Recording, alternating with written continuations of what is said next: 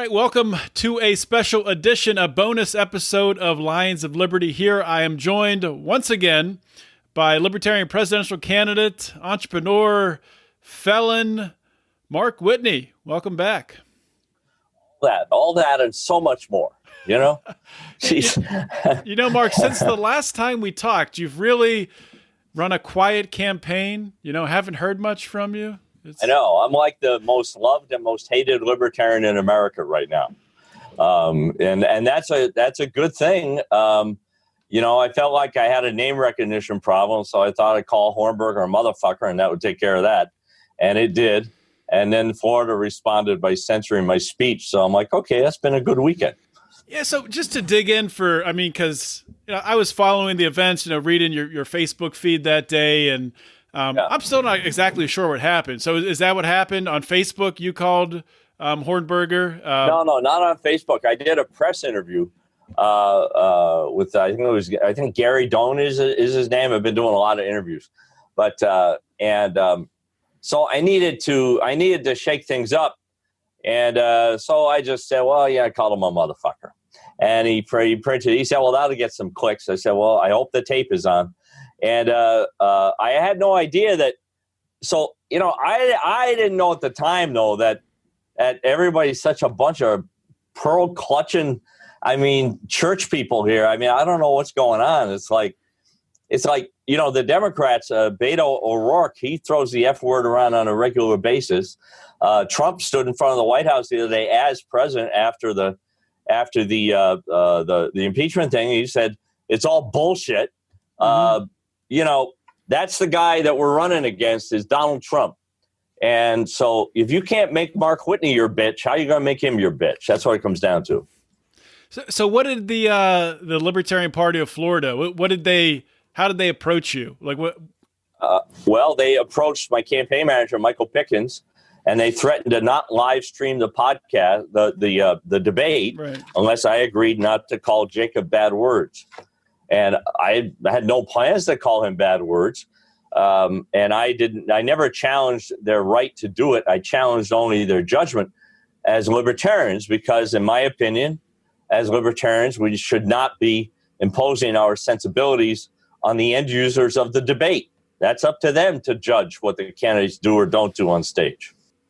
Do you have a personal problem with Jacob Hornberger, or he's in first place? That's my problem with him. I'm just doing business. Jacob's been on his feet, running his mouth as long as I have. He positions himself as a vicious litigator.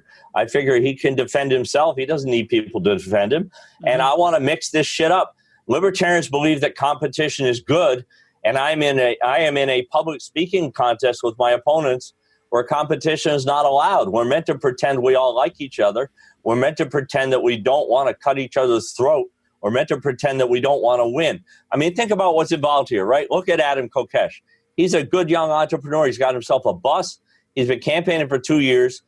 Everybody who is in this competition, and that's what it is, a competition. It's not a love fest. Competition. Everybody is highly motivated. Everybody's trying to find ways to separate themselves from the crowd. But we're not allowed to do that. The only tools we have in our quiver to do that are props and words, our verbal communication, our nonverbal communication. We're on stage, we're there in 3D, we drag our ass out to these things, we spend money, and then you go in and you can't be truthful. Because the belief system is that if you don't bow at all times to the authority of the delegates, then you're somehow fucking up. I say no. I don't bow to anybody. And that's how you want your first libertarian president to be, right? When the risk management industrial complex comes marching into the Oval Office, they say, Mr. President, they're all Democrats and Republicans. We want you to bomb this country. It's never bombed us. I'm like, you mother Jacobus, get the fuck out of my office. That's what I showed people in Florida, that I'll be that guy. All of my opponents bowed to authority. There was a clear choice between authority and liberty in that room, and they sat on their hands. I did see, and I haven't followed all the other candidates that closely afterwards, but right. I did see that Dan Behrman, taxation is theft, Dan Behrman, yep, did come out and sort of softly support you, but then right. sort of not. Dan Dan made the point. So this whole night was a setup. The whole thing was a setup. I set everybody up. I went in there when I knew I was going to be censored. I went in there and I put on a show, and I lost the room the minute I called them the Authoritarian Party of Florida. That was it. That was done, right? That was done. And so they didn't clap for me after not even a golf clap after my introduction, right? There were some boos. There were some boos. Right. Yeah. And so I'm like, okay, that's how it's going to be. That's how it's going to be. So every time I stand up, I'm going to defy you. And they defied me, and then I would defy them again. They defy me. Mm-hmm. So what we had was détente. And my kid came out of there. My son was there. He says, well, now I know why I didn't have any friends growing up. At least he had a sense of humor about it. Yeah, he says, you and your principles. Now I know why. Because I used to write, we used to live in Hanover, New Hampshire. The local paper used to let you write a 500-word letter to the editor once every 2 weeks. And so I wrote 26 letters a year, explaining libertarian principles and calling out Democrats and Republicans. And so my kids had to be tough. It's like a boy named Sue. It's like the old Johnny Cash song, Right. I love that song. Yeah. So after that happens in Florida, that night, or was it the next morning, you announced you were dropping out because there were death threats. Well, there were death threats to people on my team. And my family did not receive death threats directly. But my family, especially my youngest son, who's autistic, was petrified by it. So I will have private security in Birmingham and Des Moines this week. It's no joke, the cognitive dissonance that's going on. Everybody is strapped up. I don't have my Second Amendment rights anymore because I lied to a bank 30 years ago, which makes perfect sense. And, this is one of the reasons I'm running. The culture right now is in the party, the conversation we're having is so upside down. Matt Welch accused me of coming in immediately and having an impact because I spent a little bit of my own money. And it's like, if I spent $1 million, would you be even more angry at me? I mean, I don't understand that mentality. We have people running for president in this party who are couch surfing, and that's just not very credible. I'm trying to present a credible president here with a credible first family, and I'm trying to show people a president. So I had the opportunity in Florida to do just that, and we'll bring that around and we'll tell that story about how I was the only one in the room to stand up that night. And then Attorney Hornberger, the way he spun it, which you can do in that room because they're not lawyers, he spun it as me taking exception to their private property rights. This is a First Amendment issue. The words that I was speaking on stage, I didn't make those up. I took the words I said on stage, which I'll demonstrate later in this campaign, are the same words that Ross Perot's lawyers used in their legal briefs to try to get him on stage in 1992 with the Presidential Commission on Debates. So this is all planned out. Everybody took the bait. Everybody sat. Everybody defied. And they proved themselves to be weak on liberty and weak on freedom. So just to go back to the private property rights, because that's what they're saying. They're saying the Libertarian Party of Florida, that's a private organization, much like the DNC or the RNC are private organizations. Actually, right? Identical. They're all 527s. Mm-hmm. They're all 527 organizations. So their status is identical. So the same private organizations, same status, the DNC and the RNC, which collude to keep libertarians out of the debate. Correct. So they're going to be making that argument this summer, right? And if they nominate Attorney Hornberger, the lights are going to go out within 24 hours of Austin because he's got the charisma of a gnat. I'm trying to show people over the next 3 months, rather than tell them I'm the guy that will keep the lights on all summer and maybe up to November 3rd. I'm trying to show them that I am a mother Jacober who can light things up. And that's what I did down in Florida. I lit shit up and I united Florida libertarians for the first time. All against me, but I united them.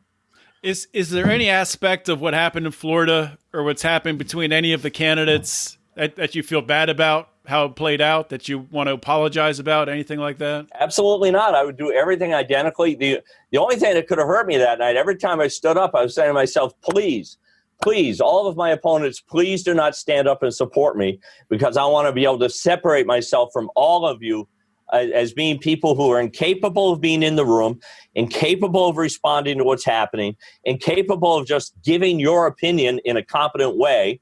And all you do is sit there and chant about principles like a bunch of monkeys, and you're not competent to be the president. You ought to just get off the stage. So moving forward here, I think we're recording this just for people watching this or listening to it. Recording this on Wednesday night, February 26th. The video is going to be released on the 27th, the audio a little bit later.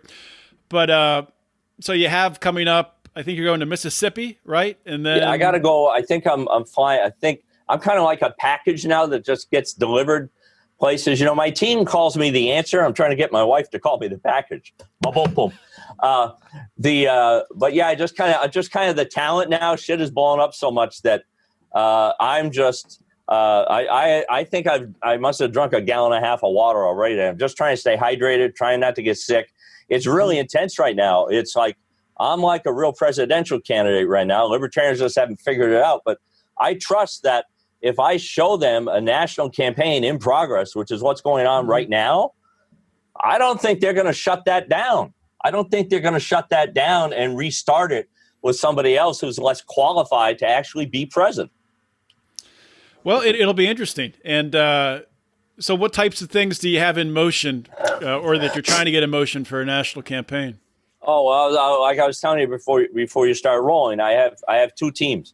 I have the team that the Libertarian Party sees, right, and who are libertarians like C. Michael Pickens, been a libertarian forever, Aaron Adams, and others who have been great supporters, who have been stalwarts, Christy Kendrick, and just a bunch of people. But then I also have separately people that I've known forever, people I've known, for 15 or 20 years in the entertainment business, who just believe in me as a person. And so those people are working on getting me on media that is not necessarily liberty leaning. So on the West Coast, we're focusing on right now on podcasts hosted by comedians who are also politically engaged, talking about what's going on in the real world outside the libertarian bubble. And so we're working these two tracks.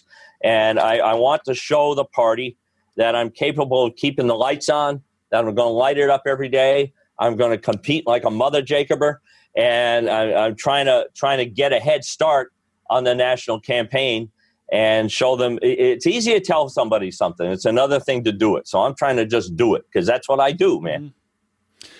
Well, let me give you a question here. And this is, some people might call this a curveball question, but I think you can handle it. Sure I can. People might look at your campaign and be afraid that you are portraying, by the way you behaved in the past week here or so, that you're portraying the Libertarian Party as clownish or something of that nature. Right. How would you respond to those people?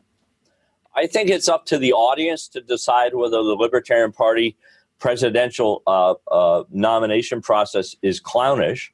I have seen comments on places like C-SPAN, and YouTube, where you put up the Libertarian Party presidential debates, and you got people debating whether it's okay for a 45-year-old man to fuck an 8-year-old. People think that maybe is a little out of the mainstream, and so that doesn't help. So I today on the Whitney for President Facebook page, I've been attacked. I've had 12,000 hits from Sanders supporters, and the vast majority of negative comments that I receive on that page, they don't even look at me. They see the word libertarian and they go pedophiles, and they're out. They're out. They're really? out. Yes. You think people go right to pedophile when they hear the word libertarian? I can show you the comments. Wow. So there are more people that take exception to the party being associated with pedophilia than take exception to me having a criminal record, which is number two. Yeah, so we have all the analytics on that now. So when I was on the California Executive Committee back in 2005, in the first meeting, I said, we got to throw this word out. This word is associated with too much toxicity. The mainstream media has been successful in capitalizing on situations where you have some guy. There was literally a guy in Idaho named Larry Libertarian and had like 300 fucking guns in the house, and there are helicopters circling over his head. And he's like, "You're not going to take me alive." So when that happens, the mainstream media latches onto that because they're partners with the DNC and RNC, and they brand the party as associated with these people. And I can sit on Facebook all day and say, well, I am disliked by some libertarians because I'm not for those things. I was on stage with one of those people the other night, right? And I was the only one that called him out. I said, the government should regulate.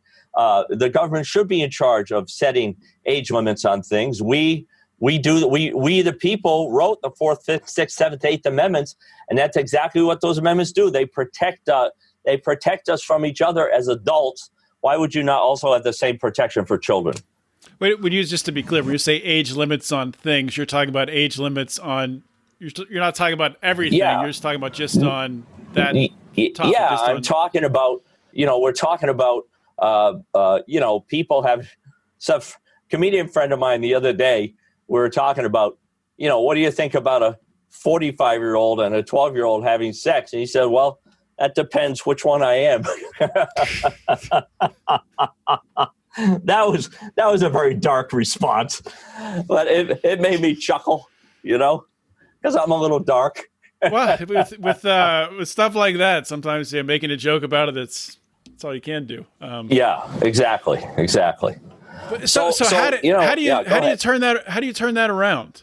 If libertarians, which I'm sure we are, I don't know how widespread it is being associated with pedophilia, which is ridiculous. How do you turn that around? Well, if the only thing as a presidential candidate is the Libertarian Party national platform, you have no business running for president. But if you understand the Constitution and the Bill of Rights like I do, you can sit there and go, wait a minute. All authority comes from the people. We are sovereign citizens. We created this contract that presidents are meant to swear to protect, preserve, and uphold and all that stuff. And in that contract, we have rules that protects us from each other. We all live a First Amendment right. We all live a First Amendment life. That's sort of the default. And that's a wonderful life to live. And then like Dave Chappelle says, if that doesn't work out, you've got the Second Amendment, which is a good joke. Mm-hmm. But then we also have these other amendments, the 4th through 8th Amendments. That is the recipe book for taking away your First Amendment life. That's how we protect ourselves from each other. When somebody goes rogue and lies to a bank 30 years ago, that's how we regulate conduct. We're not anarchists. Anarchy is not a thing.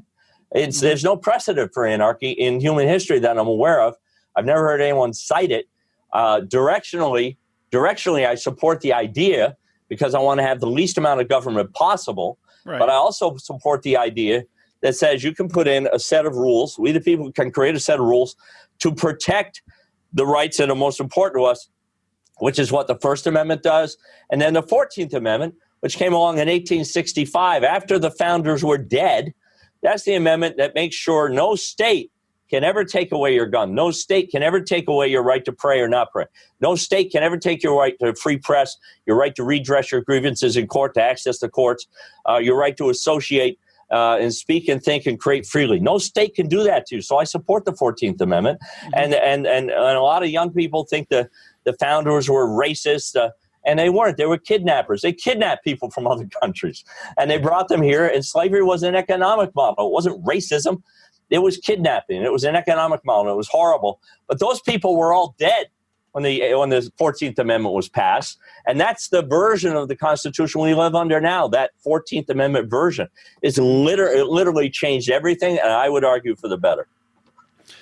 One thing we didn't, when I had you on the show last time, which it's a shame we didn't talk about it, but since we did talk about your past and the, spending time in prison and your experience in the criminal justice system, one thing I'm going to try to do going forward is, at least for every, candidate that's actually out there campaigning, libertarian candidates, talk to them about, their main policies, how they would change the criminal justice system. So how would you go about changing our broken system? I mean, what types of things would you try to implement as quickly as possible? Well, there are some things I can do immediately as president at a granular level. And as these debates go on, I'm going to start talking more about the granular Constitution, the granular United States Code. So I'll give you 2 or 3 things. There's a law, Title 18, Section 3661. And I just want to say, folks, we didn't prepare for this, okay? This is just stuff that's in my head. 18 U.S.C. 3661, that is a law that allows prosecutors to bring any evidence they want into a sentencing hearing for purposes of ratcheting up the sentence. But then on the other side, in the back of the U.S. Sentencing Guidelines Manual, which is created in the judicial branch, therefore it's a violation of separation of powers. They write a manual, and in Chapter 5H, they list all the things that are not relevant to sentencing. And among those are all the mitigating factors that defendants would normally bring in. They would normally bring in, your personal background, whether you have mental health issues, physical issues, your age, whether you have kids at home, whether you're broke, whether you're rich. Those things that you normally, whether you got awards because you were in the service or a war, those are the things that defense lawyers normally argue. They go, yes, Your Honor, my client lied to the bank. But look, he's got these other things going on. You should consider that. So on the one hand, there's a law that says the government can bring in anything. They can bring in double, triple, quadruple hearsay under a preponderance of the evidence standard. And then on the other hand, there's this set of guidelines that says defendants can't bring in mitigating factors. So as president, here's what I can do. I can say, you know what, you guys, I'm not going to sign this budget until that shit is leveled up, until you repeal that stuff. I'm not going to sign this budget until you reform the bankruptcy code to make student loans dischargeable, and that will end predatory student lending right there. So if you understand where some of the hot buttons are, there's a rule, again, staying granular. Let me hold up this log book for you, right? You go to a law library, see a bunch of these books. This is the law. Everything in these books can be cited as precedent. And if you have a case on your side, you can say, this case supports me. But Federal Rule of Appellate Procedure 32.1 says that judges get to decide what opinions appear in those books. The 3 wins that I have against the Department of Justice, where I represented myself using a prison typewriter, none of those wins are published in any of these law books. They're kept secret. So, but the government gets to see everything because they're a party to every case. So they see everything judges sign. But if a defense lawyer, the defense lawyer, since I won my case, since I got my case declared unconstitutional, I've been able to find 5 published cases where defense lawyers made the exact same argument and all of their clients lost. But if they had my case, U.S. versus Whitney, as precedent signed by Stephen Breyer in the First Circuit at the time, they would have won their case. So that's a horrible thing. Not a lot of people know that judges get to decide what shows up in the law books. So they give me my relief, and the Justice Department gets to see all the law. The defense attorneys get to see only a small fraction. And I would be so proud to have my cases published in these books, because these are the accomplishments that these are the biggest accomplishments of my life. Right. And I just have them on paper. They don't exist in any electronic databases, and so that's why I started my company, was to make sure, it's called thelaw.net, was to make sure lawyers in small offices would see all the law. And as the internet has progressed and the judicial branches have migrated their material to the internet, you can now see all the documents that judges sign. In most cases, I would say you can see 95% now, but they still have rules in place that say, even though you can see this, and even though I, Judge Hornberger, signed this, and you can see it, and you've got it in your hands, and it agrees with you, we got another rule that says you can't cite it as precedent. In some jurisdictions, you can cite it as persuasive. In other jurisdictions, you're not allowed to cite it at all. You'll get fined. You'll get disbarred. All kinds of bad things happen.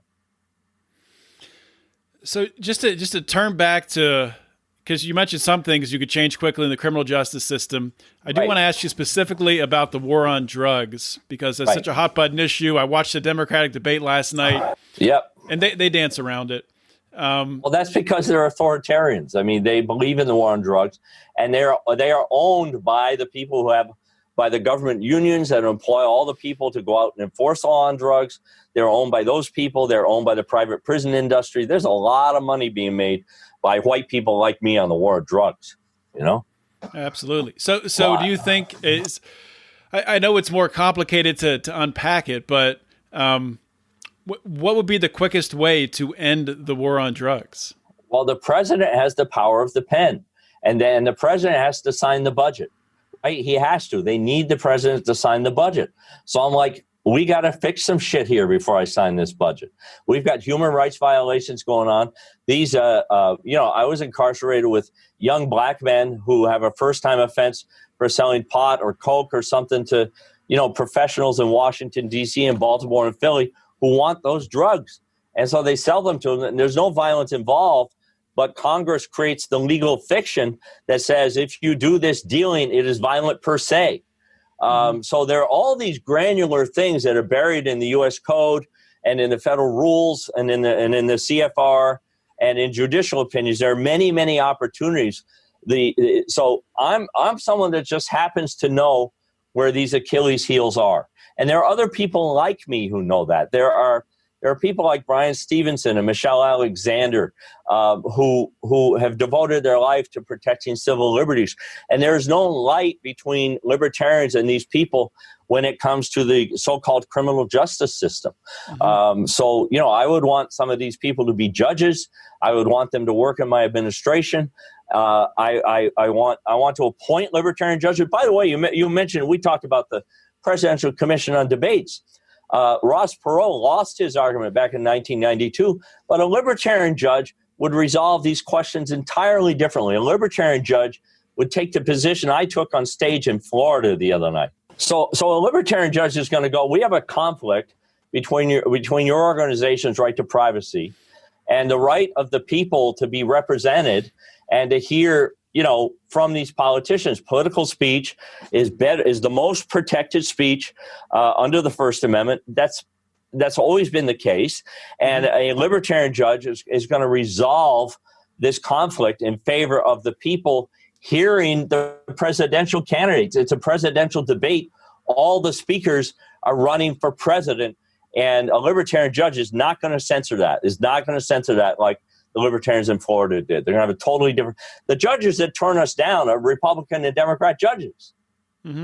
Right? A libertarian judge is going to have entirely different take on that. So let's assume that you get, let's fast forward to May, LP convention in Austin. Let's assume you get the nomination. Right. Let's assume you campaign forward against, we'll say, Bernie Sanders and Trump. That's who I think it's going to be. Oh, that's my wish. That's my wish. Statler and Waldorf.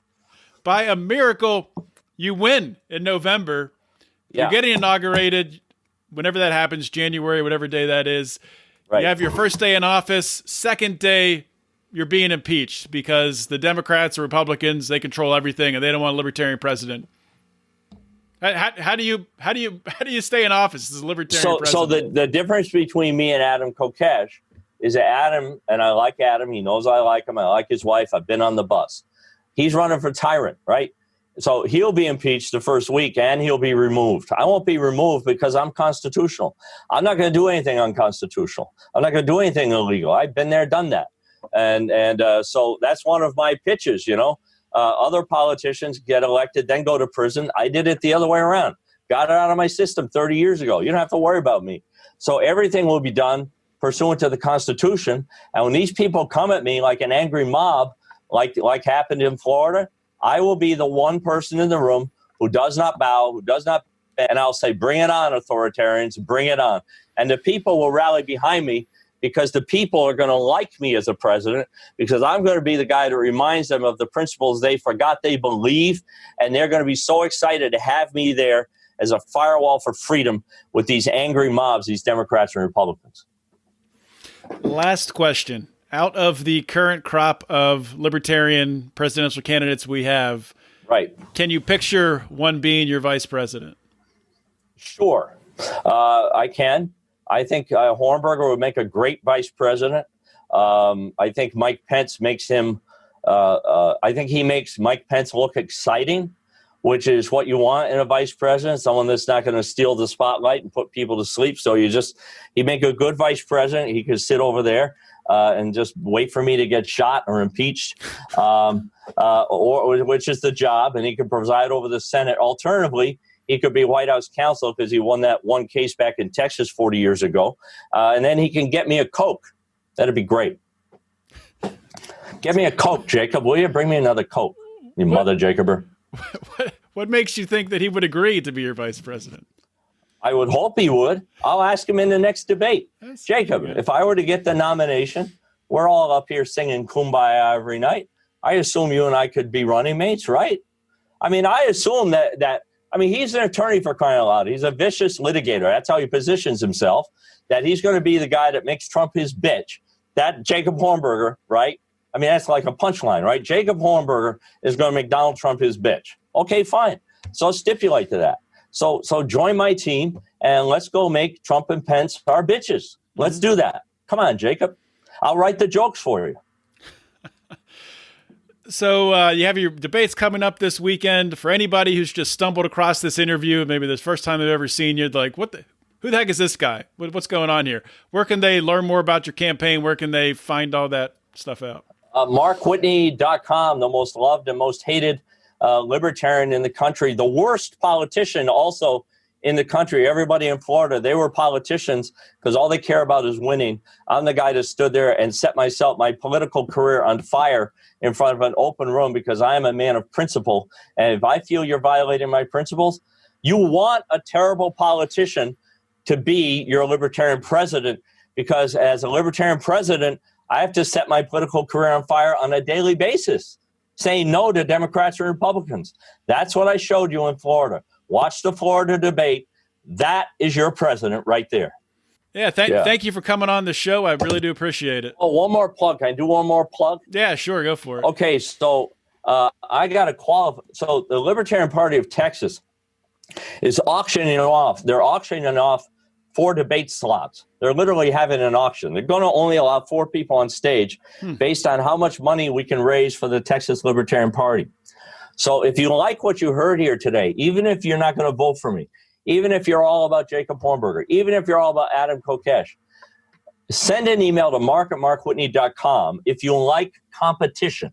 If you think competition makes things better, send an email to mark@markwhitney.com and I'll send you the Mark Whitney link at the Texas Libertarian Party, and you can deposit up to $100 in my account. Right now I'm $20 behind Hornberger, who's in first place. So do they publish like who's leading, or you just know that? Well, we each have a private link that we give to our supporters. Our supporters go there and it says Mark Whitney debate, and then you can choose the amount you give, not to exceed $100. And then I don't know what I've raised, $1,500 or something, and Jacob's raised $1,520 or something like that. So I'll be on the debate stage, but I want to go down to Texas having out fundraised the guy in his own state. Well, there you go. Mark Whitney, thank you for coming back on the show. Thanks, man. You're a good host. It's always a pleasure. All right. Thank you. Take care.